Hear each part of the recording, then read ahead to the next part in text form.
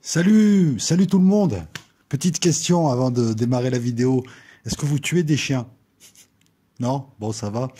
Est-ce que vous êtes comme David Perlimpinpin, un gros bouffon? Ah. Est-ce que vous avez une tête de pointeur? Est-ce que vous parlez de l'hygiène des autres alors que vous-même avez une hygiène plus ou moins douteuse avec une tête de pointeur et dans votre barbe des pervers narcissiques qui jonglent? Non, vous avez rien de tout ça. C'est super. On va démarrer avec une vidéo, enfin, on va plutôt finir un cycle. Cycle hypersonique, je vous avais promis les USA, ben écoutez, on va le faire là. Juste avant de démarrer, en ce moment, je profite du déconfinement. Donc, si vous voyez pas de vidéo, c'est pour cette raison. Et parce que je prépare un projet. J'en prépare deux aussi. Donc, ça me prend du temps. Donc, peut-être que s'ils aboutissent, vous allez peut-être en connaître un. S'ils aboutissent, hein, je vous promets rien, mais je travaille dessus. Qu'est-ce que je voulais vous dire d'autre? Donc, déconfinement, je sors, hein, je sais pas, entre nous, vous avez envie de rester devant vos écrans, là, le printemps commence à prendre forme, en plus, c'est sympa. Et puis c'est calme, c'est calme. Voilà, c'est calme sur un plan géopolitique, c'est calme. Je vais pas vous faire des vidéos pour faire des vidéos, pour monétiser, non, ça marche pas comme ça. Il y a quand même le respect. Et quant aux sujets qui tiennent l'actualité en ce moment, vous avez tous les autres youtubeurs qui en parlent bien. J'ai rien d'autre à rajouter. Je veux dire, vous avez Saber, vous avez Skadi, vous avez Alixator, vous avez tout le monde entier. Vous avez Takufung, vous avez plein de gens qui vous en parlent. Voilà, voilà. Donc si vous me voyez pas, non, rassurez-vous, je suis sur autre chose. Et on va démarrer le cycle. Enfin, on va démarrer. On va démarrer la dernière vidéo du cycle hypersonique. Les USA. On a évoqué. Alors je rappelle un petit peu le contexte. Hein. Au départ, c'était des vidéos et ça reste des vidéos neutres. Hein. Donc pour ceux qui ont encore toujours pas compris, qui sont encore dans une logique binaire, tu es pro-Trump, tu es pro-Poutine. Non, je te parle d'armement. À chaque fois que tu fais un truc, t'es pour ou contre. C'est assez agaçant d'être binaire comme ça, quoi. Enfin voilà, bon bref, je m'adresse surtout aux autres.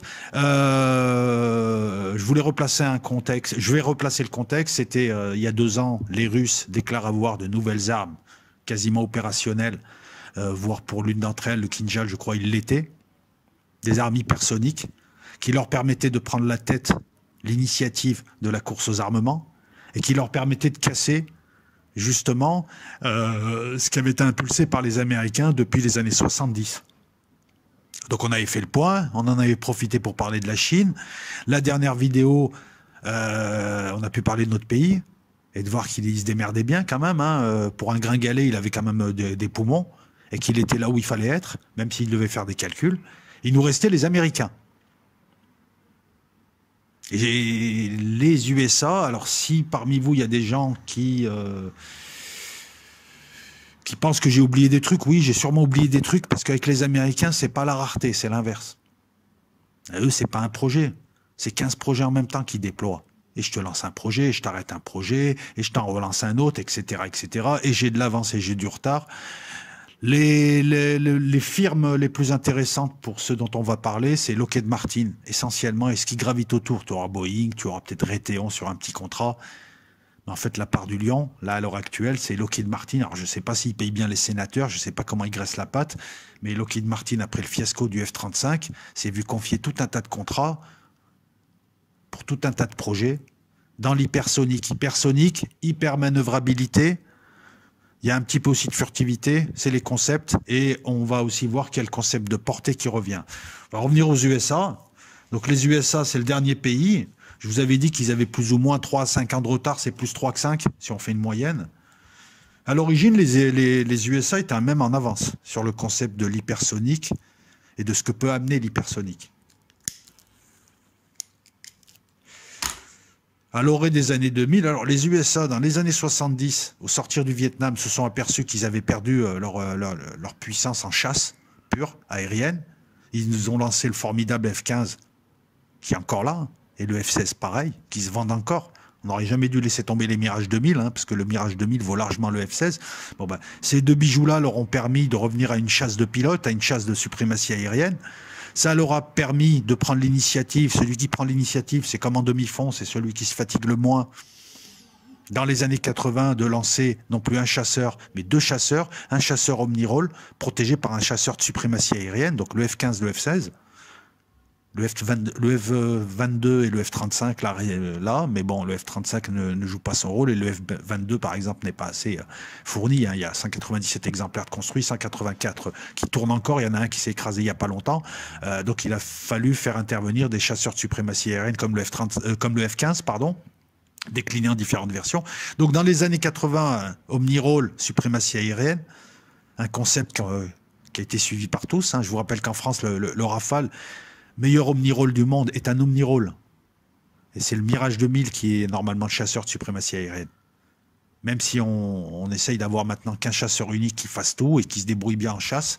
Donc on a suivi, les Russes ont suivi après le F-35, après le F-15, pardon, les Russes ont suivi avec leur avion plateforme une réussite, le Sukhoi 27, qui a permis ensuite la déclinaison des Sukhoi 30, 32, 33, tout dépend s'il est embarqué ou pas, hein, et puis ou si c'est une version à l'export ou pas, le 34, le 35, et là, bon, alors où je te parle, c'est le Sukhoi 57, le Frasor, qui sort, et qui est encore autre chose, puisqu'il rejoint le concept de furtivité. Après les années 80, les Américains ont lancé le concept de furtivité et le label, c'est ni plus ni moins qu'un label technique, le label de 5e génération. Et si on regarde bien ce label, le Rafale est beaucoup plus proche de la 5e génération que le F-35. Même si on classe le Rafale et le Sukhoi 35 et le Sukhoi 55 en 4++. Parce que sa surface équivalente radar est quand même moindre que celle du F-22 ou du F-35. Voilà. Nouveau concept, furtivité, 5G. C'est les années 90. Les Américains impulsent à nouveau. Là, ils en remettent une couche. Tout à la pédale, comme en vélo. Arrivent les années 2000, les Américains se disent, bon, ben, les autres sont en train de récupérer un petit peu les 30 ans de retard que nous avons sur tout le monde. Va falloir lancer quelque chose. On a le conventionnel Prompt Global Strike. À la fois épée, à la fois bouclier. On arrive les années 2000. Un truc qui a été lancé, une vieille idée récurrente des années 50-60, qui est revenue avec Reagan, avec le système de la guerre des étoiles, c'est-à-dire la possibilité de frapper n'importe où dans le monde, et en même temps de bloquer les missiles adverses, donc l'épée et le bouclier. Mais en 83, il n'y avait pas les moyens. Ça revient dans les années 2000. Le but je vais te le dire, je vais enlever le conventionnel. Le but du Prompt Global Strike, c'est de frapper en moins d'1 heure sur la planète entière. Où on veut, qui on veut, comme on veut. En 1 heure, bim bam boum, t'existes plus. Ah, c'est un peu le syndrome de Dieu Tout-Puissant, quoi. Mighty God. C'est un concept. C'est un désir. J'aimerais bien pouvoir faire ça. Ensuite, c'est comment je vais y arriver, en fonction de ce que j'ai. Tu formules ton désir. Et ensuite, tu commences à le réaliser. Et ensuite, il est là. Il est exécuté, il est réalisé, il est né. Et c'est un peu le cheminement d'une pensée jusqu'à sa réalisation. C'est un petit peu le cheminement du proto-père jusqu'à la réalisation du monde. C'est un petit peu l'arbre de vie. On retrouve toujours le même cheminement spirituel. Parce qu'en 2000, il n'y avait pas les moyens de faire tout ça. Les Russes avaient une armée déliquescente, c'était Eltsine, mais les Chinois commençaient à arriver dans l'affaire, vraiment. Ils ne se contentaient plus d'acheter russe et de copier, ils commençaient à produire en masse. D'autres pays arrivaient, la Corée du Nord, sur certains secteurs, l'Iran qui commençait à faire des petits bonds. Alors pour ce qui est de l'Iran, moi c'est un pays que je respecte. Hein. Mais la vérité me commande de dire que quand l'Iran te montre leurs derniers missiles de croisière, c'est les missiles d'il y a 40 ans, pour les Américains. Non mais il faut le savoir. Après, l'Iran, elle agit comme ça parce que, voilà, elle monte. Et c'est le chemin à prendre. Et puis, elle fait de la communication interne pour sa population. Bien évidemment, quand on te montre un vieux F-5 bricolé ou un avion digne de l'aéromodélisme et qu'on te dit que c'est le dernier avion furtif 5e génération iranien, bien évidemment que personne n'y croit. Mais c'est pas fait pour l'extérieur. Les Iraniens sont pas bêtes. Voilà. Mais... pour te donner un peu la mesure, les missiles de croisière iraniens que tu vois maintenant, c'est des missiles chinois rétrofités. Les Américains, dans les années 80, ils les avaient. Le Tomahawk, ça date des années 80. Le problème des Américains, c'est qu'à l'orée 2000, ils se sont engagés dans tout un tas de guerres asymétriques pour s'emparer du monde, après le 11 septembre. Afghanistan, Irak, il n'y avait pas besoin d'armes super pointues. Donc ils ont arrêté des projets, puis ils n'ont pas vraiment lancé les projets qu'ils voulaient lancer. La Russie était au chou. Les Chinois étaient encore loin. La France était pas loin de l'OTAN, donc n'allait pas emmerder. Il y avait qui en face? T'avais des mecs en claquettes avec des kalachnikovs. On a vu ce que ça a donné. Ils ont perdu la guerre avec les talibans en Afghanistan. Ils le reconnaissent eux-mêmes. En Irak, ils sont en train de partir une nouvelle fois voilà. Et ils ont pris un retard. C'est ce qui a permis que les Russes, pendant 20 ans, voilà, enfin, depuis que Poutine est arrivé, en 2000, en 20 ans, il a eu l'occasion de récupérer son retard et en 2018, te dire, voilà, moi j'ai des armes hypersoniques, toi t'as rien du tout. Alors commence à me respecter. C'est un nouveau concept, mais on n'a pas les moyens. Frapper depuis l'espace. La Terre, c'est 1D. La mer, 2D. Les sous-marins, 2D et demi. Voilà, que tu me comprennes bien. Les airs, c'est 3D. Qui maîtrise la 3D, mais gagne la guerre. Ça ne veut pas dire qu'il gagnera la guérilla après, mais gagne la guerre. Et on l'a vu, hein, il rentre en Irak, il rentre en Afghanistan, mais après il s'enlise. Puisqu'après, il y a des techniques anti-avions. Les tunnels, les déplacements au sein de la population. Et il y a la 3D et demi, c'est la haute atmosphère, on est obligé d'en parler, puisqu'il y a les planeurs là. Les nouveaux planeurs qui sont utilisés en fait comme des porteurs d'ogives en vrai. Ogive dans laquelle il y a différentes têtes nucléaires, ça s'appelle le mirvage. Et tu as la 4D, c'est l'espace. On va dire des satellites jusqu'à la Lune. Qui maîtrise la 4D peut frapper n'importe où sur Terre. Je te fais pas une image. Imagine une boule, imagine des satellites qui tournent autour, et imagine que ces satellites puissent te lancer des projectiles. Ce ne sera pas forcément des missiles, puisque là on est dans un autre milieu. C'est pas les règles de. Et là, ce qu'on voit avec aussi bien les Russes, avec leurs planeurs, c'est le planeur, c'est entre l'avion et le satellite. Avant, il y avait l'ICBM. Il passait, il faisait coucou, il replongeait à une vitesse hypersonique. Là, tu as le planeur qui peut planer. Cette 3D et demi est importante. On va le voir aussi pour le laser anti-satellite, pour maîtriser la 4D. On voit, lorsque Donald Trump, il est loin d'être bête, crée une sixième armée, une armée spatiale, c'est qu'il y a déjà les outils pour travailler dans l'espace, pour éviter que les satellites soient espionnés par des satellites patrouilleurs qui se rapprochent, pouvoir les neutraliser, les faire fuir, voire les détruire. Là, c'est la 4D. Et après, tu as l'espace-espace. Bon, on n'y est pas encore. Et c'est d'autres règles. Les règles sous-marines ne sont pas les règles de la mer. Les règles, ben oui, quand tu lances un missile de croisière d'un sous-marin, la France n'a pas cette capacité, mais peut l'avoir aisément.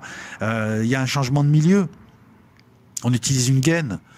Et ensuite, lorsque le missile arrive dans l'atmosphère, c'est un autre milieu, etc., etc. Tu vois, c'est très compliqué techniquement.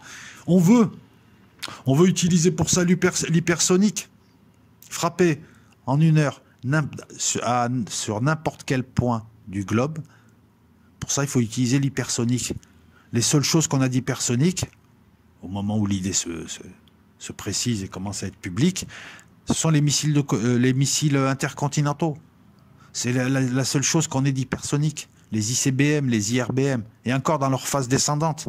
Alors je rappelle pour les amateurs de terre plate que le problème c'est que la balistique fonctionne avec une condition sine qua non, la rotondité de la Terre. C'est un projectile en cloche que tu lances, un ICBM qui va monter à 1000 mètres d'altitude, donc il est il est plus dans la haute atmosphère, il est dans l'espace, et c'est la courbe en cloche qui fait qu'en plongeant, avec son énergie cinétique, il est hypersonique, il est inarrêtable. Voilà pourquoi les systèmes antiaériens ne peuvent les arrêter qu'à mi-course, comme le THAAD par exemple, ou le S-500. Au-delà, ils vont trop vite pour les calculateurs, tu ne peux pas les intercepter. Les Russes ont montré avec le Sarmat qu'ils ont en plus des missiles qui peuvent être hypersoniques en phase descendante, mais qui peuvent manœuvrer avant et éviter les zones radars. C'est l'association de deux concepts qu'on a toujours voulu. Donc on va utiliser l'hypersonique, on va utiliser la maniabilité et on va essayer de garder le reste. Afin de rendre désuet le bouclier de l'adversaire. C'était ça dans les années 2000, c'était on va faire ça. C'était une histoire de thunes et quelques bricolages. Il manquait encore quelques petits trucs. Et oui. Le savoir-faire se fait avec le temps.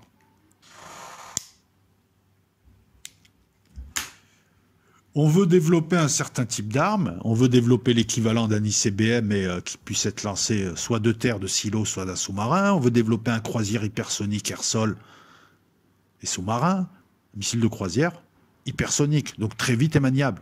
On veut une arme cinétique qui sera en orbite, qui sera lancée pas en orbite. Une arme cinétique, c'est quoi? C'est un gros missile de 500 d'une tonne ou de 10 tonnes. Il n'y a même pas besoin de mettre d'explosif. Il suffit de tomber, son énergie suffira à fracasser l'endroit sur lequel il tombe. On veut maîtriser la 4D.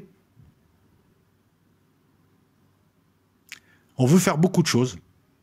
Et on a un hydre, c'est le lobby américain. La politique étrangère américaine est structurellement belliciste parce qu'ils ne peuvent pas faire autrement de par leur structure. Ils ont un lobby de l'armement, un lobby industriel qui est puissant, qui est énorme et qui embauche beaucoup de gens et qui fait tourner une bonne partie de l'économie américaine.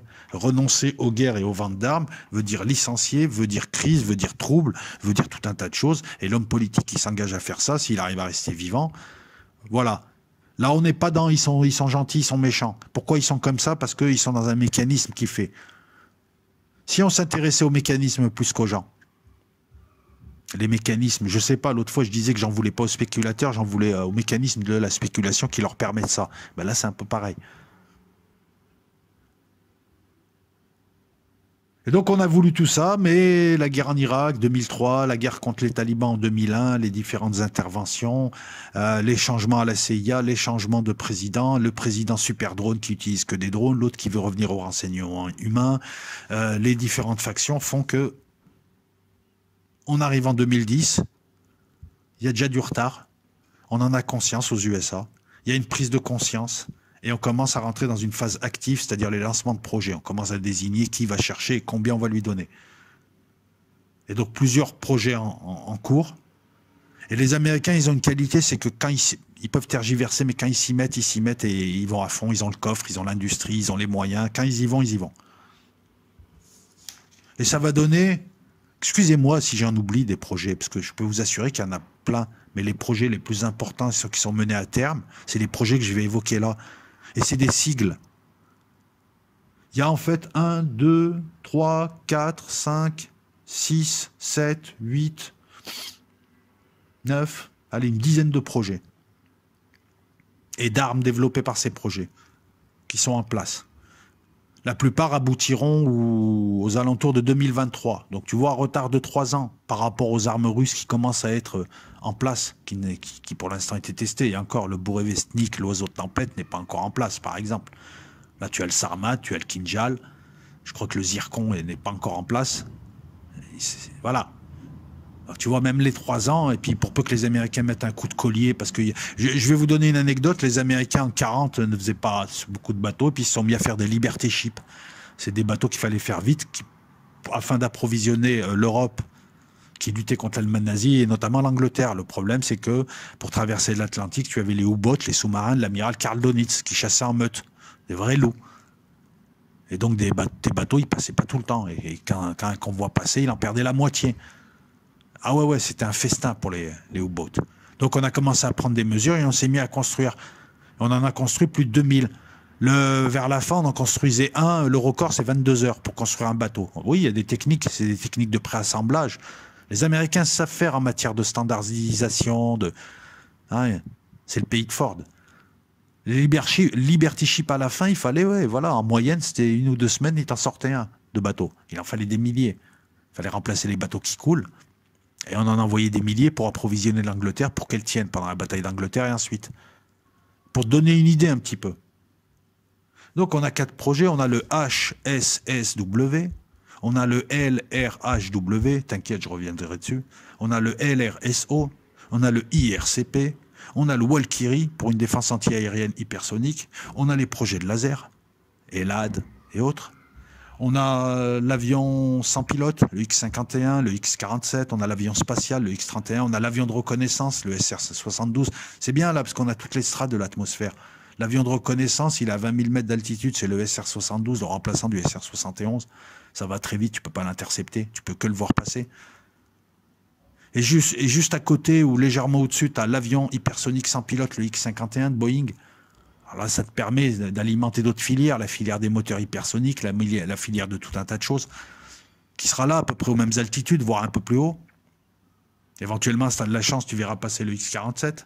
Et tu as encore plus haut le X-31 qui est en orbite, qui vient d'être mis en orbite et qui tournait secrètement depuis déjà quelques années, le X-31, l'avion spatial. Des projets, il y en a, je te promets. Alors, on va revenir sur les différents projets. Le HSS c'est le High Speed Strike Weapon. 2,5 milliards donnés par la DARPA à Lockheed Martin. Ils sont gavés, Lockheed Martin. Fait partie des projets. High Speed Strike Weapon, une arme de frappe à très haute vitesse. C'est un projet. Et en fait, ça ne va pas donner une arme, ça va en donner 3. Ça va donner l'ARRW, l'équivalent du Kinjal, un missile aérobalistique qu'on va appeler le BGM 190. Quand tu vois BGM, pense à Tomahawk aussi. Pense à des missiles, enfin là c'est un air-sol, un aérobalistique, il n'est pas de croisière, mais pense aux missiles de croisière. Alors, je ne vais pas te dire de bêtises, tu as le ARRW, première arme qui sort du projet HSSW, c'est l'ARRW, Air Launch Rapid Response Weapon, pour l'US Air Force. C'est ça qui va donner le BGM 190, un missile aérobalistique Mach 6 pour 2025, qui sera lancé par un B-52 et éventuellement par un F-35, qui commencera à servir un petit peu entre lui qui est furtif et le missile hypersonique qui va balancer qui est furtif, pour peu que tu mettes du nucléaire, voilà. Mais tu as un autre missile qui a été développé aussi, c'est l'AGM 183, qui est testé depuis 2019, qui sera un hypersonique conventionnel, qui sera envoyé par un B-52 ou par un B-21, par un F-35. Un B-21, j'ai un petit doute, je pense. Si, B-21, c'est le futur avion stratégique américain. Bref, ne nous éparpillons pas. La GM 183, c'est un autre projet à 258 millions, lancé par un B-52, oui, le B-21 à venir, oui, le B-21 en cours. Et il sera opérationnel pour 2022. Tu me suis? Tu as un premier projet, le High Speed Strike Weapon, qui donne l'ARRW, un missile aérobalistique, et qui donne un autre missile aérobalistique aussi hypersonique, l'AGM 183, deux missiles, le BGM 190, l'AGM 183, deux aérobalistiques lancés par avion, bombardier, chasseur-bombardier, bombardier stratégique, qui peut être nucléaire ou pas. Le premier est un Mach 6, le second, et il sera opérationnel pour 2025, le second est opérationnel pour 2022. Et cet AGM-là va s'appuyer sur un planeur, le TBG. Ah, je te dis, ça va être compliqué cette vidéo. Voilà. Je te mettrai des images au montage, ce sera beaucoup plus simple. Tu as un deuxième projet, le Long Range Hypersonic Weapon, LRHW. Là, on veut plus de missiles qui partent d'un avion et qui aillent au sol, un aérobalistique qui soit hypersonique, qui soit tiré par des avions furtifs ou des bombardiers stratégiques. Là, on veut un missile surface-surface qui partent de terre ou qui partent de bateaux et qui touchent des bateaux, qui touchent la terre. Surface-surface. Je devrais dire, même pas surface-mer, non, surface-surface.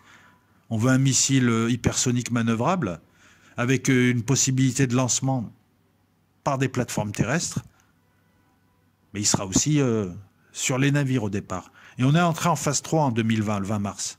Et l'objectif, c'est qu'il soit opérationnel en 2023, ça va faire court. Donc ce sera un missile au départ qui sera utilisé par la Navy, sur ces bateaux hypersoniques. C'est l'équivalent du Zircon russe, un anti-navire, mais ensuite l'US Army bénéficiera de ce type de missile. Il y aura une adaptation, et on pourra le tirer de terre. Et ça peut donner lieu à ça peut permettre des batteries côtières contre des navires. C'est aussi une réponse aux Chinois. Et à côté de ça, on développe le CHGB, c'est un planeur. C'est le véhicule porteur, c'est le planeur. Alors, en regardant bien, en fait, les planeurs, c'est un peu une sorte de gaine, en fait. Et à l'intérieur, tu as une ogive. Le planeur est lancé très souvent par missile pour monter en altitude, en très très haute atmosphère, voire même en sortir, et ensuite il plane. Ça suppose qu'il va rester en atmosphère quand même, parce que sinon il ne planerait pas dans l'espace. Il plane, il contourne les différentes défenses, et ensuite il distribue l'ogive, enfin il lance son ogive, qui elle sera hypersonique. Et cette ogive s'ouvre, et je te mettrai ça en image sur la vidéo. L'ogive elle-même va porter des têtes nucléaires, plusieurs têtes nucléaires qu'elle libérera, et elles suivront ces têtes nucléaires des chemins indépendants. Qu'est-ce que le planeur hypersonique en fait? Mais tu vois, ils en ont trois en fait. Voilà, ils ont le CHGB, Common Hypersonic Glide Body, qui va aller à Mach 5, mais il y a le HTV2 qui pouvait aller à Mach 15, Mach 20, c'est un projet d'ARPA avec un vol en 2020, mais qui avance doucement. Donc tu vois, un à Mach 5 et un qui arrive après à Mach 20. Et tu en as un autre Mais il y a eu un échec en 2014, donc je ne sais pas si le projet est encore sera mené à terme ou pas. C'est l'Advanced Hypersonic Weapon, l'AHW, Mach 19, 21 000 km/h. Il y a 3 projets, dont un Mach 5, le CHGB. Ce qu'il faut retenir des planeurs, c'est que c'est un nouveau vecteur, à mi-chemin entre l'avion et le missile, pour balancer des bombes. C'est ça en fait, c'est un nouveau vecteur, c'est comme la torpille-drone, ce sont juste de nouveaux vecteurs pour d'autres milieux et qui s'adaptent à d'autres contraintes. Là, l'objectif pour eux, c'est de contourner les zones où il y aura une concentration de défense antiaérienne et de radar, de tromper l'ennemi, et au moment où il faut, de repasser en atmosphère et de balancer ses ogives. Il se comporte comme un missile, il va là où ne peuvent pas aller les avions. Enfin non, il se comporte comme un avion, mais il va là où vont les missiles. C'est-à-dire qu'il va sortir de l'atmosphère pour rentrer dedans. Missiles intercontinentaux, missiles balistiques, pas missiles de croisière. En fait, on a le mélange entre un croisière, un avion et un missile balistique. Eh ouais. Il va manœuvrer comme un croisière, il va être conduit par missile, certes, mais il va conduire comme un avion, il va manœuvrer comme un missile de croisière avec la gueule d'un avion, et à la fin, il se comportera comme un missile balistique classique, intercontinental, avec une chute. Et avec le mirage, il pourra toucher plusieurs cibles. Ces planeurs n'ont pas fini de nous intéresser, parce que je pense qu'ils auront aussi d'autres utilisations. Qu'est-ce que je pourrais te dire d'autre? Donc, je t'ai parlé du deuxième projet, le LRHW. Je t'ai parlé de l'arme principale. Est-ce qu'il en a sorti d'autres? Ben oui. Donc, tu as le Surface, le CHGB, le HTV, voilà. Maintenant, on va vite évoquer. Les Américains développent, alors je ne sais pas où ils en sont, on a du mal à avoir des informations, le système Valkyrie, qui est un système de défense antiaérienne hypersonique. C'est vrai qu'ils sont faibles en matière de défense antiaérienne. Hein. Leur patriote est pourri. On a pu le constater un petit peu partout. Oui, il est pourri. Il doit arrêter 10% des missiles arrêtables. C'est une honte. Quant aux autres systèmes, GBI, THAAD, on ne sait pas. Et l'Aegis, même s'il semble être un système solide, vous avez l'Aegis qui est sur les bateaux et l'Aegis Ashore qui peut être mis, qui est un système de défense antiaérienne qui peut être posé au sol, même s'il semble tenir le choc, ce système, on s'est aperçu qu'en cas de saturation, voilà. Et puis de toute façon, ça n'arrête pas de l'hypersonique parce que les calculateurs de ces systèmes-là ne vont pas assez vite. Donc système Valkyrie pour l'hypersonique. On va essayer de te la faire claire. À côté de ça, bah écoute, ils ont aussi développé, pour 2022, ils développent une torpille-drone, comme les Russes, Kingfisher. Mais est-ce que ça sera la même utilisation? À savoir, elle s'enterrera dans les hauts fonds, elle est réactivée, elle va aller ensuite exploser, faire exploser sa charge nucléaire devant une ville portuaire de manière à provoquer un tsunami et donc un maximum de dégâts? Ou est-ce que c'est plutôt une torpille un petit peu destinée à aller choper des flottes? Je ne sais pas encore l'utilisation qui en sera faite, la doctrine d'emploi. Moi, je pense que elle est équivalente. La torpille s'appellera Kingfisher. Et elle a une autonomie de 5200 km. Donc ça aussi, désolé, on n'en sait pas plus. Le programme s'appelle l'IRCPS. C'est un programme de la Navy. C'est le 3e programme dont je vous parle. Je vous ai évoqué le HSSW, le LRHW. Là, c'est le IRCP. Et, parce que les Américains aiment bien, ils lancent un projet, et je pense que c'est un projet pour calmer Raytheon. C'est un projet de missile de croisière classique. C'est marrant, hein, pour la Navy et l'US Army, le LRSO. Alors, le LRSO, où es-tu? C'est un missile de croisière tiré à distance sécurité. Là, on fait jouer la portée. On s'est aperçu finalement, et donc que les Chinois et les Russes avaient, que ce soit en RR ou en sol-sol, des missiles à très très longue portée pour taper les flottes ou les avions ennemis. Et en RR, ils ont des missiles à 200 km, qui vont à 200 km. Bon, après, est-ce qu'ils accrochent? Arriver au bout, est-ce qu'ils accrochent des avions? Ça, on ne le sait pas, mais en tout cas, voilà. En France, il y a le Météore. Plus de 140 ou 180 km de portée. Bien au-delà de la portée visuelle radar. De la portée visuelle, pardon. Ce qui veut dire que ce genre de missile, tu peux le lancer d'un avion et puis tu as un F-35 caché qui le guide et qui lui désigne sa cible. Et on peut aussi envisager, voilà, c'est un missile de croisière tiré à distance, on ramène le concept de portée qu'on inclut. Ce missile vise à équiper la future flotte de bombardiers stratégiques B-2A. Il y en a 20, c'est des bombardiers stratégiques furtifs, on n'en a pas, il n'y a pas besoin, c'est des gros bombardiers qui visent à aller casser en profondeur les reins de l'adversaire en cas de guerre stratégique. Tu casses le bout des doigts, c'est tactique. Tu casses les reins, c'est stratégique. Voilà, retiens ça comme ça, c'est trivial.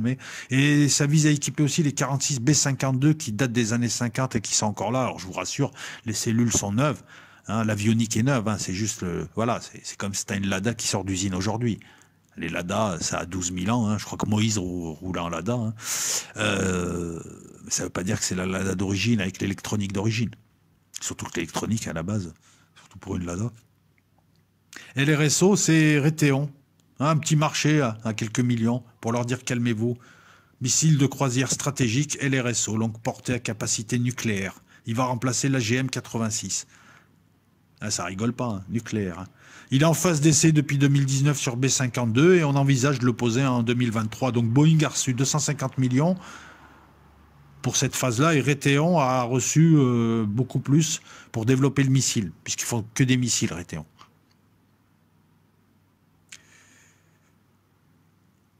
Ce programme a été critiqué, comme certains, parce qu'il fait double emploi avec le développement du B-21, lanceur, voilà, l'avion qui est à venir, et avec la nouvelle bombe à gravité B-61-12, qui est censée faire pourquoi... enfin bon, ceux qui critiquent n'ont peut-être pas compris que là, on peut l'envoyer très très loin, le missile. Alors que la B-61, hein, même la dernière, à gravité, il faut être au-dessus de l'endroit. Il faut que ton bombardier aille, pénètre et aille au-dessus de l'endroit. Donc c'est pas tout à fait la même chose. Mais bon, bref. C'était juste un petit point. Donc là, on a le croisière, on a le longue distance, on a le nucléaire. Voilà. Qu'est-ce qu'il y a d'autre comme projet? Bah après, il reste les lasers, les amis. Hein. Il reste les lasers, il reste les avions sans pilote, l'arme spatiale, et puis tous les projets qu'on n'a pas évoqués. En matière de drones, les Américains sont les numéros 1 avec les Israéliens. Ça fait très longtemps qu'ils utilisent des UCAV, des drones de combat, notamment pour frapper, pour faire du CAS, du Close Air Support. Ça évite d'envoyer un avion. Ça fait très longtemps qu'ils utilisent des Predators, des MK Reaper maintenant. Pour la reconnaissance, le Global Hawk, c'est le modèle. Hein. Tous les autres le copient. Donc en matière de drones, les Américains sont en avance. Voilà. Et toujours pareil, tu as les drones classiques, le drone d'artillerie, c'est pour aller voir, jeter un œil au-delà de la colline. Tu as les drones anti-drones.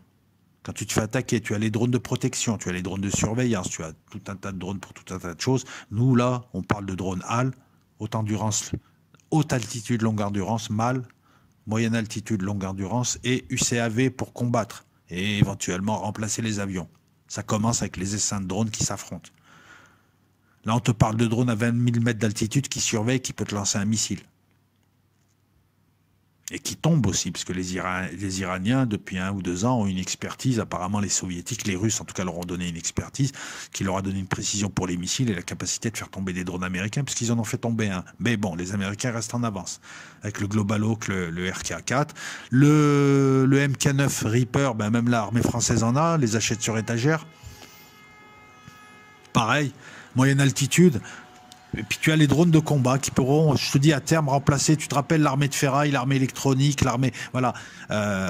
Il n'y aura plus besoin d'avions, de pilotes. On aura des drones qui affronteront d'autres drones et qui affronteront éventuellement d'autres bombardiers et autres. Il n'y aura plus besoin de mettre des hommes dans les pilotes. D'où l'intérêt de travailler sur des avions sans pilote, puisqu'ils peuvent encaisser des jets, ils peuvent... Ce que la résistance des matériaux permet, la résistance du corps ne le permet pas. Voilà, le X-51, il peut aller à 7000 km/h, et puis tu peux en faire tant que tu veux. L'armée de ferraille, une armée électronique, et à côté de ça, tu gardes une armée pour les guerres asymétriques. Tu auras 3 armées, en fait. Tu auras une armée très pointue, une armée électronique et une armée de ferraille, hein, puisque tu auras juste à faire des drones. Tu sais, l'armée de Star Wars. Tu auras l'armée classique, hein, avec les mecs, avec la boussole, le compas qu'il faut garder pour aller affronter dans la jungle les Colombiens, les Mexicains, les Vénézuéliens, les Martiens, les ce que tu veux, hein, au nom de la démocratie, des droits de l'homme et des cartels. Et tu auras une armée intermédiaire qui pourra faire masse si tu affrontes un pays intermédiaire. Voilà, une armée pour la Russie, la Chine, une armée je sais pas, la Pologne, je sais pas, je balance comme ça des pays, et une armée pour les va-nu-pieds qui sont dans le désert et qui sont pas si va-nu-pieds que ça, parce que t'arrives pas à les éradiquer avec tous tes moyens. Parce qu'ils sont encore plus malins que toi et leur bouclier coûte pas cher et ils te feintent. Toi et tes satellites, ils passent sous la terre. Voilà, et puis ils n'existent plus, ils disparaissent et réapparaissent. Je vous rappelle que les talibans, c'est les spécialistes de je suis mort, je suis pas mort. Oh, il est mort, on le suit plus. Le gars, il te réapparaît un an après, il t'a battu.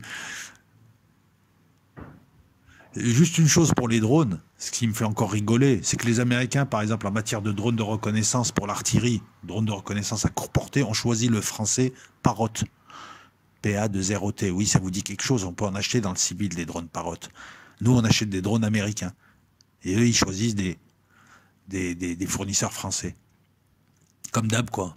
Comme d'hab. Donc nous, bientôt, on achètera des Parrot, mais américains. Parce que c'est américain, c'est bien. Si c'est français, on choisit pas. Pourquoi il n'a pas été choisi par l'armée française? Voilà, je vous rappelle on privilégie pas trop l'industrie, ce qui reste de l'industrie militaire locale, hein, après avoir fermé après avoir refusé de faire travailler des PME de moyenne importance sur un plan numérique, mais sur le plan du savoir-faire, ayant une très grande importance pour le marché des petites munitions, le marché des armes automatiques, bon, tout un tas de choses. Là, on en est maintenant, voilà, tu vois, bientôt on va perdre les lasers, la télémétrie, il restera plus rien. Les Américains ont retour pris, on ira acheter ce qu'on a créé. Je vous rappelle que le système de la carte puce sur toutes les cartes bancaires du monde, c'est Roland Moreno, un Français. Je crois que c'était le gendre de Fabius qui a créé ça. Il est allé bosser aux USA ensuite, parce qu'on l'a pris pour un con ici. Le système de la carte puce qui fait fonctionner toute l'économie mondiale, c'est un Français. Mais on a attendu que ce soit américain pour que Visa, tout ça, l'utilise. Le développe, fasse des sous dessus et contrôle avec l'économie mondiale d'une certaine manière. Hein. Je te parle pas de complot. Non, mais pour donner un état d'esprit, je relève ça. Qu'est-ce que tu veux que je te dise d'autre? Le leader des drones, c'est le chinois DJI. Mais tu as des Français, voilà, Parrot, Lumenier. Parce qu'il y a des niches en matière de drones. Il y a des drones pour tout. Tu as des drones qui gardent des bases et tu as des tueurs de drones qui agissent en essaim et qui attaquent d'autres drones. Les Américains sont numéro 1. Pas besoin que je te fasse une vidéo sur les drones. Mais en matière de drones, voilà. Numéro 1, numéro 2 même. Ils sont tellement numéro 1 qu'ils sont même numéro 2. En ICBM, écoute, ils ont des Minuteman, du sol-sol. Et ils ont d'autres types de dragées. Le Minuteman monte à 1100 mètres, 13 000 km de portée, 35 tonnes, 18 mètres. Mach 23 en fin de parcours, c'est à peu près 28 000 km/h. 7,8 km à la seconde. Il y en a 400 près. Avec 3 charges de rentrée, c'est le mirvage, la fameuse technique du mirvage. Où est passé Mirva? Non, c'est Mirza, je rigole. 300 kilotonnes. J'avais dit dernièrement dans une vidéo,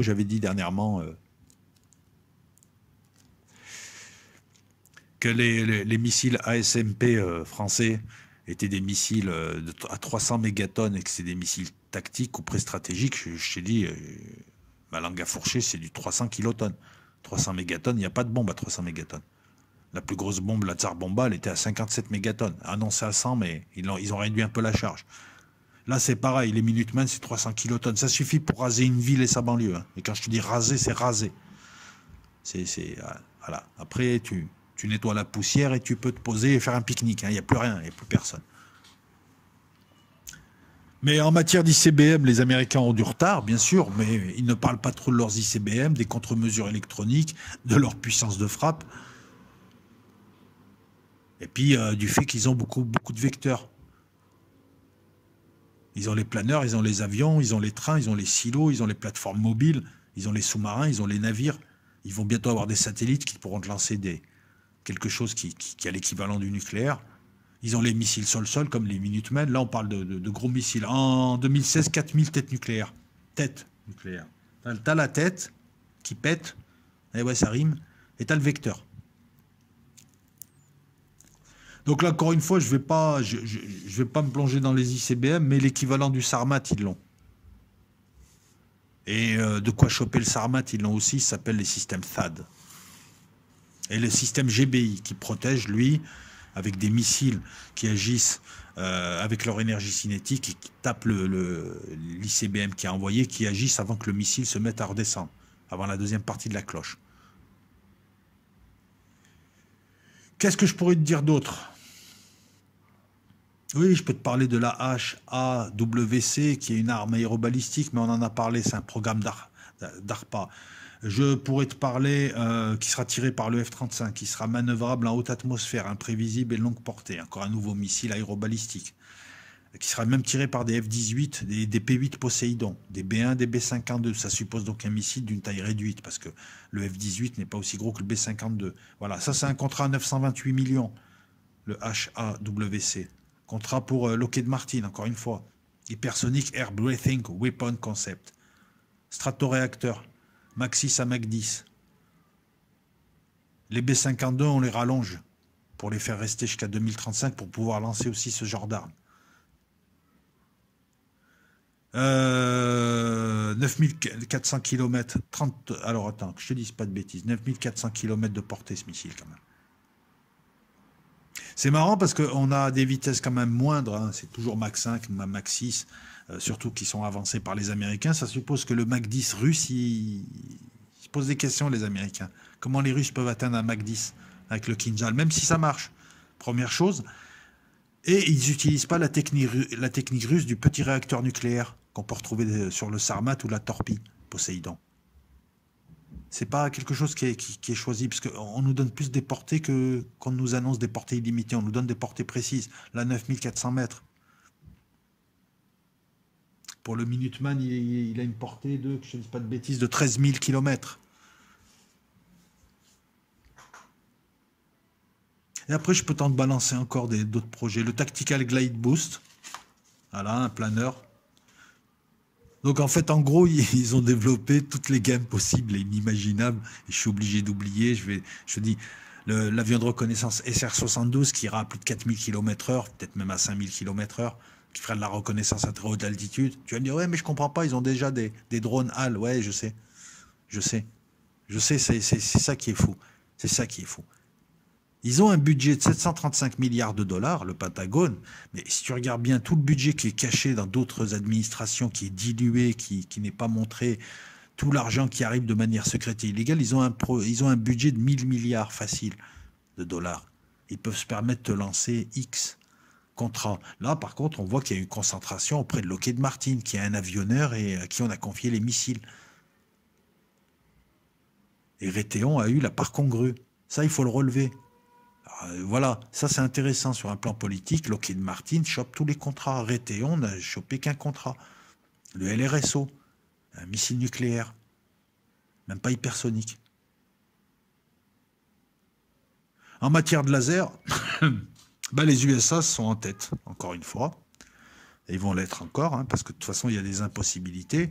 Comme je te l'ai expliqué, on ne te parle pas ici, ici on te parle de radars qui peuvent aller chatouiller des satellites ou leur détruire leurs capteurs, ou des radars de combat qui peuvent, sur une cible mobile, qui peuvent abattre une cible mobile, faire des trous dedans, faire quelque chose. Radars qui peuvent être utilisés en atmosphère et aussi dans l'espace, où les règles sont différentes, les règles de combat. Je te rappelle que dans l'espace, le milieu spatial ressemble plus, hein, métaphoriquement parlant, à l'évolution en mer de bateaux, donc à des batailles navales, qu'à des batailles aériennes, qui supposent une maniabilité beaucoup plus grande, et donc une atmosphère sur laquelle peser pour que le phénomène de portance, pour que les avions puissent voler et tourner. Dans l'espace, il n'y a pas d'air. Hein. C'est un bain d'ondes électromagnétiques. Ça fonctionne différemment. C'est sur la poussée, c'est sur l'inertie. Là, on te parle donc de ce genre de laser. Il y a un problème qui est simple. Pour l'instant, un laser, déjà, il faut que la météo soit bonne. Et il faut que tu aies de l'énergie, et beaucoup d'énergie sur ton bateau. Et il faut que la cible en face ne bouge pas. Et que pendant 1 heure, tu vas lui chauffer le cuir. Tu ne peux pas, pour l'instant, avoir de lasers de combat qui abattent des cibles. C'est une histoire d'impulsion laser, c'est une histoire d'énergie. Il faudrait une centrale nucléaire sur ton bateau, et je ne te parle pas de l'avion. Il faudrait que la cible ne bouge pas trop. Il faut tout un tas de choses qu'on n'arrive pas à. On n'a pas le rayon de la mort encore. Les USA ont développé le laser ELAD sur l'US Ponce depuis 2 ans. Il est en test. Mais bon, voilà, on travaille dessus. On travaille aussi avec Helios, le laser à haute énergie, qu'on aimerait installer sur des destroyers de la classe Harley-Burke. Pour 2021, il y en a 93 de destroyers. Voilà, pareil, pour en faire des lasers anti-drones, des lasers à la limite qui peuvent viser des cibles peu mobile, mais on n'a pas le laser que tu vois dans la guerre des étoiles. Et c'est ça qu'ils aimeraient, notamment les Américains. Ils aimeraient un laser embarqué sur un gros Boeing qui soit à 200 ou 250 km du lieu des combats et qui puisse assister. T'as les F-35 cachés dans la zone, t'as les mecs qui combattent à côté de la zone, et t'as tout au bout, très très loin, un Boeing avec un laser qui pourra supprimer des avions, qui pourra supprimer certains sites, qui pourra détruire des missiles. Alors faut pas rêver pour les avions, ça m'étonnerait qu'un laser, hein, même dans 10 ans, puisse choper un avion. Un avion, ça va très vite. T'as vu la vitesse des missiles? Donc pour que le laser l'accroche, et l'énergie pour le détruire, ou lui faire un trou dans la carlingue, hein, je pense qu'on aura fait un grand bond technologique. C'est pas maîtrisé. Mais enfin, ils sont dessus. Comme ils travaillent sur les ray guns, des canons électromagnétiques. Il n'y a pas de poudre, c'est une énergie électromagnétique qui balance ton obus qui peut aller à 200 km. C'est bien, c'est pas cher. Ça peut rapporter gros. Mais tu as intérêt à avoir un gros bateau. Parce que l'énergie électromagnétique va demander aux porte-avions qui ont des catapultes, ça te bouffe la moitié de ton énergie. On en est là, à trouver des problèmes à régler des problèmes de miniaturisation, d'énergie. Il faut beaucoup d'énergie pour ce genre de choses. Il manque quelques sauts technologiques pour y arriver, voilà, en la matière. C'est comme ça que ça avance. Et quand on aura résolu ça et quand on aura fait ce saut technologique, ben tu verras que ça va aider à résoudre d'autres problèmes et on va développer d'autres nouvelles armes. La torpille-drone, je t'en ai parlé, entre le missile, la torpille et le sous-marin. C'est un vieux projet. Le Kingfisher, c'est un vieux projet des années 50 déjà.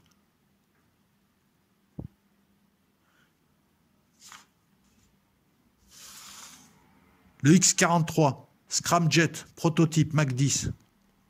Avion entre le spatial et le très très haute atmosphère. Le X-51, lancé par un Boeing B-52. Avion hypersonique, qui a fait son premier vol en 2010, qui sera mis en service en 2021. Il va porter quoi? Là, tu sais même plus, c'est un avion ou un missile. Et ça peut être l'un ou l'autre. Tu sais, voilà, t'enlèves la coque, hein, t'enlèves la forme, tu laisses les mêmes réacteurs, ça te fait un missile. C'est un sans pilote hypersonique. Pour l'instant, il y a 4 unités. Mach 5, Mach 6, 6200 km. Tu vois, on t'annonce pas Mach 10. Altitude 70 000 pieds. Autonomie 740 km. Et ouais, ça s'use, comme on dit, dans le milieu de la voiture. X-37, démonstrateur orbital qui a été mis en orbite.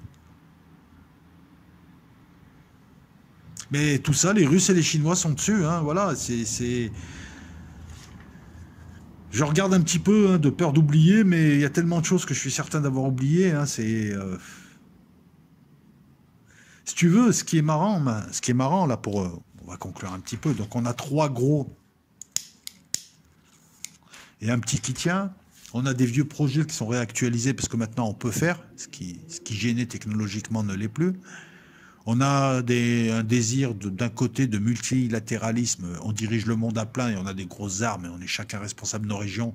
De l'autre côté, les USA qui disent non, c'est moi le barbeau. On a des courses à l'armement, toujours l'épée contre le bouclier contre l'épée, avec des prises d'initiative, mais ça tourne toujours autour de ce concept. Et on vient là où, à l'heure où on est, on en est à voir la réaction américaine, française, face aux Russes et aux Chinois. Réaction qui est là, donc il n'y a pas tant d'écart que ça. Ensuite, les combats, s'il y a des combats ou s'il y a des utilisations, nous dirons ce que valent réellement ces armes. Je vous rappelle qu'on est en train de découvrir que le Pantsir S1 et S2, c'est un peu de la merde russe. Les Russes s'en cachent pas, ils sont clairs. Hein. Ils utilisent des boucs, mais ça a été permis. Mais c'est positif pour les Russes. Les Russes ont pu voir qu'en Syrie et en Libye, leur Pantsir se faisait dégommer. Ils avaient quelque chose, il y avait une faille. C'est les Israéliens qui ont trouvé la faille. Ça fait gagner beaucoup d'argent, ça. Parce que les Russes utilisent des boucs, des Oxa, des boucs, des Thors, selon la menace, et ils travaillent sur ces failles. Donc en même temps, voilà, ça leur a fait gagner. Donc c'est en situation qu'on voit, qu'on verra ce que valent ces armes. Et moi, ce qui m'intéresse, c'est de savoir quelle sera l'initiative, la suite, en admettant que... Mais il y a toujours des plans dans les cartons, même si on ne peut pas le faire. C'est quoi? C'est le morphing. Il y a les armes à énergie dirigée. On a le laser, mais il y en a d'autres, hein, impulsion électromagnétique. Mais concrètement, moi je pense que par exemple les drones vont de plus en plus devenir des avions. Donc vont grossir et vont être armés. Et on n'aura pas besoin de mettre un pilote. Je pense qu'en matière de défense antiaérienne, on va aller de plus en plus, s'il s'agissait d'impulser, s'il s'agit d'impulser, on va aller de plus en plus vers quelque chose, ouais, c'est de la SF, mais la meilleure des défenses antiaériennes, c'est une ville qui a un bouclier, une sorte de bouclier électromagnétique qui laisse passer l'air, qui laisse passer les oiseaux, et qui, en cas de menace, empêche les projectiles de passer. Et même si tu fais péter une bombe atomique au-dessus, ça empêche les radiations de passer. Eh ouais, mais technologiquement, on en est loin, mais on n'en est pas si loin que ça. Je veux dire, l'idée ne paraît pas... Je t'ai pas dit on va remonter le cours du temps ou on va aller plus vite que la lumière. Je te parle de choses qui sont de l'ordre du possible. Je te rappelle que les armes que nous avons aujourd'hui, tu les retrouves dans les films de science-fiction. Tu les retrouves même pas dans les films de science-fiction des années 50. Et pourtant, on les a aujourd'hui, ces armes. L'invisibilité aussi. La possibilité de rendre invisible un site visuellement. Et c'est un jeu de lumière. Les câbles d'invisibilité, je sais que pour l'instant, elles sont surtout radars. Ça, c'est des pistes. Tu peux protéger tes sites et en même temps tes sites ils sont à ciel ouvert. T'as pas besoin de missiles, non. C'est juste une énergie répulsive qui peut bloquer certaines choses et en laisser passer d'autres, donc l'air peut passer. Et puis tu peux t'en servir en matière d'écologie pour filtrer aussi. Si tu arrives à créer un bouclier électromagnétique sélectif, tu peux aussi filtrer tout un tas de choses. Je pense qu'on va aller vers le moins de pilotes. Un pilote, c'est cher à former et puis ça prend des risques. Un pilote, on n'envoie pas, voilà, un pilote dans l'espace ou dans le semi-espace ou à 7000 km/h, c'est compliqué. On n'en a pas 50 milliards. Regarde des petits pays comme la France, il vaut mieux avoir des drones de combat, des véhicules. Voilà, c'est futuriste. Mais c'est une piste. Si tu perds des drones, tu perds de la camelote, tu perds pas des hommes. Quand tu as 60 millions de personnes, tu peux avoir 50 000, 100 000 drones. Ensuite, c'est une histoire de matos. Tu peux même les gérer avec une intelligence artificielle qui pourra diriger une armée de drones. Tu vois, il y a beaucoup de pistes comme ça. Mais il faut la volonté politique et il faut ensuite les moyens et puis la crédibilité pour pouvoir y arriver. Puis après, l'argent, plus que la science, parce que les scientifiques, de toute façon, ils sont tous en Europe occidentale et je veux dire, un pays comme la France ou les USA n'auront pas de mal, ou même la Russie n'ont pas de mal. Ils ont des viviers de scientifiques et puis ils peuvent en ramener d'autres. C'est l'argent, en fait. Voilà, donc après, tout un tas de concepts depuis les années 50 avec les missiles intercontinentaux, les années 60 avec les bombardiers, c'est-à-dire on veut des bombardiers stratégiques à gogo pour aller taper l'autre, les années 70 avec le retour de la chasse et de l'aviation, et le retour aussi du porte-avions, ou enfin le début du porte-avions, les années 80 avec le concept omni-role suprématie aérienne, le concept des défenses antimissiles, le concept d'Aegis, les années 90 avec la furtivité, le tout électronique, la 5G, 2010, 2010, volonté d'omnipotence, je peux te frapper partout, des airs, des mers, partout, en 1 heure. Là, on est arrivé à, si tu veux, une épée bouclier, et on est arrivé à certaines limites, notamment que tout ça coûte très cher, et que tout ceci, on l'a fait pour affronter les gros d'en face, c'est pas pour affronter les petits, mais en fait, on s'en sert à Barkhane. Mais en fait, avec nos 200 rafales, contre les Russes, on tient 1 semaine. Ça amène aussi ce genre de questions, et puis ça amène voilà, les questions que je viens de t'évoquer. Quelle défense pour demain? Comment concilier ceci? Comment concilier cela? À savoir, la France veut lancer un avion de 6e génération, le SCAF, avec l'Allemagne et l'Espagne. Je te dis déjà que ça ne marchera pas. Ils ont essayé. Le seul projet qui a réellement marché, c'est le projet du Jaguar CP4, le Jaguar, fait avec les Anglais, ou le Scalp, Storm Shadow pour les Anglais. Voilà, et on fait ce genre de choses parce qu'il n'y a pas de pognon. Mais à chaque fois qu'il a fallu faire un avion avec d'autres pays, comme chaque pays avait sa propre doctrine militaire, ses propres impératifs, ça ne marchait pas. Les Espagnols et les Allemands n'ont pas les mêmes intérêts que les Français. Les Espagnols s'en foutent d'un avion qui puisse porter l'arme nucléaire. Ils veulent un autre type d'avion qui peut être sur tes porte-avions ou sur leur porte-hélicoptère Juan Carlos. Ils veulent tel ou tel type de truc. Lorsqu'il y a eu une collaboration avec les Anglais et les Allemands pour le Tornado, les Français se sont barrés, ça a donné le Mirage 2000. Une réussite, le Tornado, c'était une daube. Lorsqu'il a fallu faire dans les années 70, dans les années 80, lorsqu'il a fallu faire une coopération. Ben, en quelques mois, les Français se sont retirés, ça a donné le Rafale, une réussite, le meilleur Omnirole du monde, j'ai dit Omnirole, et ça a donné l'Eurofighter, personne n'en veut, il sait rien faire, il veut tout faire, il sait rien faire. Donc le SCAF, jamais 203, voilà. Et c'est dommage de voir, enfin c'est dommage, la France ne peut pas impulser. Je pense pas que l'impulsion vienne d'elle. Elle suit. Elle est dans le peloton, elle est à l'abri du vent, elle a l'économie, elle suit. Quand elle sent l'échapper, elle y va. Quand elle sent que l'échapper pue du cul, elle y va pas. Et c'est ce qu'il faut faire quand t'as pas les moyens. Mais se poser des questions. Les guerres asymétriques ont fait plus de tort aux armées qu'autre chose. Hein. Elles ont usé du matos. Ça a coûté très très cher pour les résultats qu'on connaît. De toute façon, ça a donné des défaites politiques, voire même des défaites militaires. Dans certains cas, on est en train de s'y acheminer avec Barkhane. On a beau avoir tous les satellites du monde, tous les avions du monde. Déjà, on a vu le taux de disponibilité, surtout le taux d'attrition des avions, des hélicoptères. Et on a surtout vu que finalement, hein, se poser la question de savoir quelle armée on veut avoir, est-ce que c'est bien aussi de suivre des concepts comme ça qui apparaissent et puis finalement on perd la réalité avec le terrain. La réalité avec le terrain, c'est que tu es lieutenant, tu as une section, tu dois pouvoir la mener avec une carte et une boussole, pas avec un GPS. Et tu dois pouvoir être rustique, comme un légionnaire, dans des guerres asymétriques, tout en perdant moins d'hommes que l'adversaire, mais en acceptant d'en perdre. Parce que c'est la guerre. Je te balance un Mirage 2000 pour 2 pick-up, ça marche plus. Parce que déjà les 2 pick-up, tu les as plus, tu perds la guerre et tu perds de l'argent.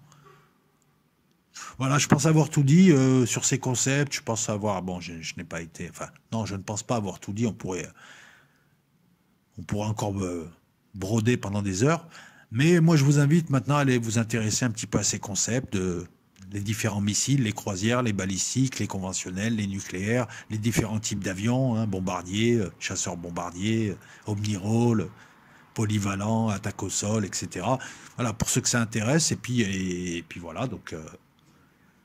en tout cas, on est maintenant arrivé à une époque charnière où on prépare les armées du futur, les armées qu'on a vues dans les films de science-fiction.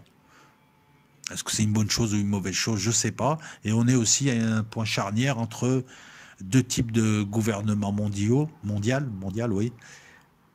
Le gouvernement mondial, le nouvel ordre mondial, qui veut tout diriger avec son armée de l'OTAN, ou alors une sorte de nouvel ordre mondial, mais à plusieurs, multilatéral. Je ne porte aucun jugement, là, je vous dis pas c'est bien, c'est pas bien, je te parle de gouvernance, je te parle d'armement. Voilà.